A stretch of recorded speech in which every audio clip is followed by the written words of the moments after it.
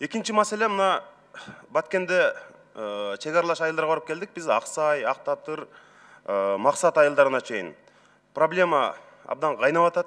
Чек араны тактоо боюнча иш алып барган Жеңиш Рызаков баштаган комиссия ошол жерде жергиликтүү элдин үнүн укпай атат деп нааразы болгондор көп. Ошол Актатыр айылдык кеңешинин депутаты Калмурзаев баштаган Муктар Али депутаттардын үнүн сөзсүз ошол комиссия уксун. Анткени алар жанагы 275 метр кыргыздын жери тууралуу абдан көп кайрылууларды айтышты. Мындай жол бергилис нерселер болуп атат деди. Ошон үчүн комиссиялардын үнүн сөзсүз угуш керек.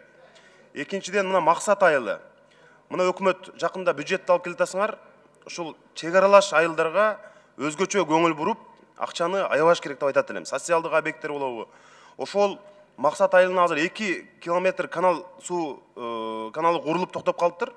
Калган 4 километрин 4 чакырымын ошол 2026 жылга чейин курабыз дептир. Эгерде ошол 4 чакырым каналдын курулушун тездетсек, Максат айылында 1000дей кожолук пайда болуп, жаштар үй менен камсыз болот. Ошону мына Кытайдан келаткан таза сууга 100 миллион акш долларына жакын акча, башка акчалардан ошол биринчи кезекте ошо чек арада турган элге камкордук көрүп, ошол акчаны ошол каналдын курулушуна жумшасаңар деген өтүнүч.